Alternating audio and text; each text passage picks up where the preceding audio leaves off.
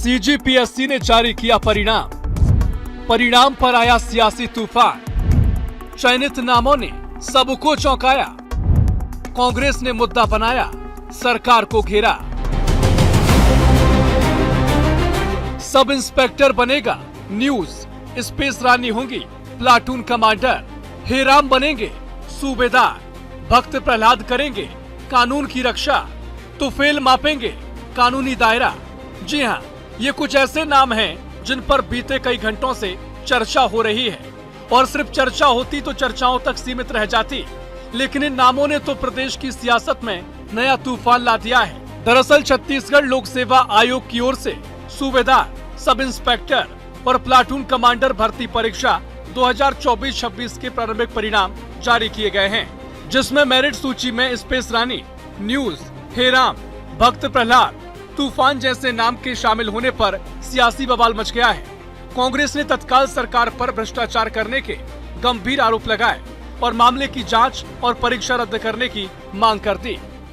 SI का result आया है और जो रिजल्ट आया है उस रिजल्ट में देखेंगे आप तो कहीं न्यूज के नाम से अभ्यर्थी का नाम कहीं न्यूज है, अभ्यर्थी का नाम स्पेस रानी है, कहीं अभ्यर्थी का नाम आंधी तूफान है। मतलब अभ्यर्थी का नाम ये कैसे हो सकता है, ये सबसे बड़ा सवाल है। कहीं न कहीं गड़बड़ी हुआ है, घोटाला हुआ है, भ्रष्टाचार हुआ है और सरकार कहीं न कहीं युवाओं के साथ खिलवाड़ कर रही है।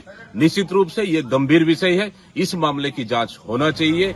जिन नामों ने सूबे की सियासत में तूफान ला दिया है, पहले उनके दावों को सुन लीजिए। वास्तविकता में मेरा नाम जो है वो न्यूज कुमार प्रधान है और बाकी सबको लग रहा है कि ये गलत है करके 10वीं के मार्कशीट में त्रुटि हो गई थी, मैंने सरनेम ऐड नहीं किया था, बस उसी की वजह से सबको कंफ्यूजन हो रहा है। मेरा नाम तुफैल है। जैसा कि छत्तीसगढ़ लोक सेवा आयोग द्वारा जारी सब इंस्पेक्टर के रिजल्ट के बाद कुछ नामों स्पेस रानी, न्यूज़, तुफैल, इन नामों से बिना जानकारी, बिना तथ्यों के अफवाहें उड़ाई जा रही है, जो कि बिल्कुल निराधार हैं और बिना तथ्यों के हैं।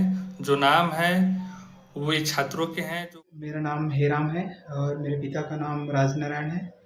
अभी मैंने हाल ही में पीएससी द्वारा आयोजित एसआई का एग्ज़ाम दिलाया है, जिसमें मेरा सिलेक्शन मेंस के लिए हुआ है और मेरे सिलेक्शन लिस्ट में नाम हेराम करके है।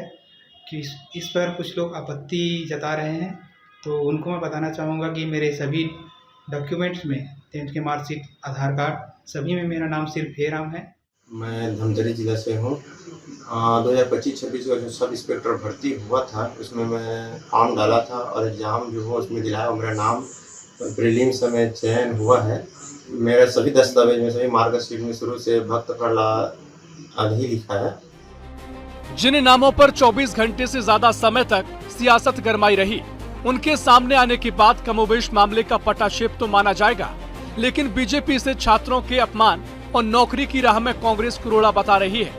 मामले को लेकर बीजेपी प्रवक्ता अमित चिमनानी का कहना है, कांग्रेस के नेताओं ने सत्ता की लालसा, अपरिपक्वता दिखाई है।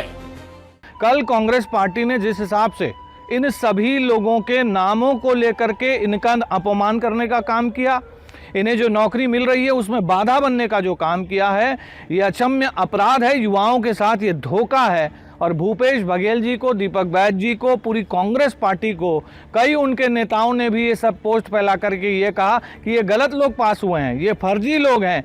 जो मेहनत करके पास हुआ उसे फर्जी बताया। अगर थोड़ा सा भी लग रहा है आपने बिना तथ्य जाने युवाओं के भविष्य के साथ खिलवाड़ करने का काम किया है, तो आप छोटे नहीं हो जाएंगे। युवाओं से आपको माफ़ी मांग लेनी चाहिए। और देखिए जिनके बारे में इन्होंने जो अफवाहें उड़ाई थी वो क्या थी और उसके बाद युवाओं के वीडियो क्या हैं।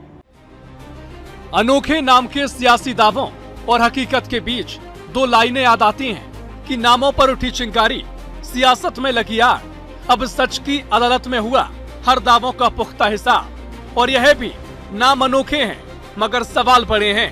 सच के आईने में आज कई चेहरे खड़े हैं। BSTV के लिए रायपुर से करिश्मा सोनी की रिपोर्ट।